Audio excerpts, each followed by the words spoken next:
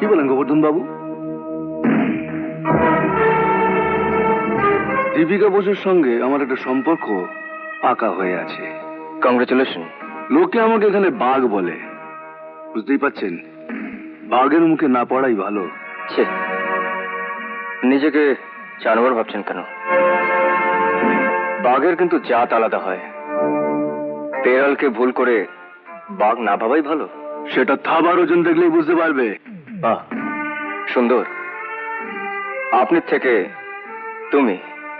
হাহ, এবার কিন্তু সত্যি আপনাকে জানোয়ার বলে মনে হচ্ছে। বাঘ শিকার করতে আমার আবার ভীষণ ভালো লাগে।